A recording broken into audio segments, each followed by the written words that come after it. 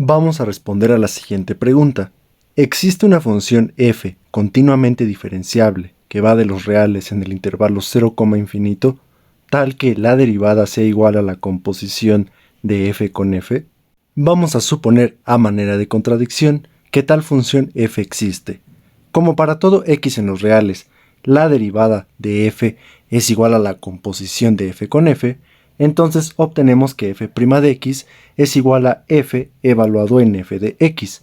Ahora, recordemos que la imagen de la función f son todos los reales positivos, por tanto, este f de x es mayor que 0. Por lo tanto, estoy probando que para cualquier x en los reales, la derivada de f es mayor que 0. Eso prueba que f es una función creciente. Por tanto, como para todo x en los reales f de x es mayor que 0, entonces para todo x en los reales vamos a tener que f' de x, lo cual es igual a f evaluado en f de x, va a ser mayor que f de 0. Lo que estoy utilizando es que f es creciente. Entonces, si yo evalúo f en este número, eso debe ser mayor que f evaluado en este número. Eso es lo que estamos diciendo aquí. Ahora, usando que f es diferenciable, vamos a utilizar el teorema del valor medio. Vamos a tomar un x que sea menor que 0.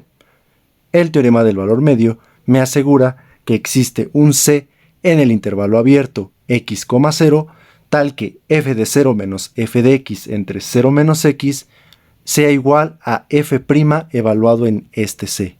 Ahora, lo anterior que probamos es que la derivada de f siempre es mayor que f de 0. En particular, este f' de c es mayor que f de 0. De la última desigualdad que obtuvimos, notemos que el denominador es simplemente menos x. Ahora, recuerden que x fue tomado negativo, por tanto menos x es positivo. Así que yo puedo pasar el menos x a multiplicar al lado derecho y no va a alterar el signo de la desigualdad. Es decir, vamos a obtener que f de 0 menos f de x es mayor que menos x f de 0. Ahora lo que quiero es que este lo pasen sumando al lado izquierdo y este sumando al lado derecho. Así obtenemos que f de 0 más x f de 0 es mayor que f de x.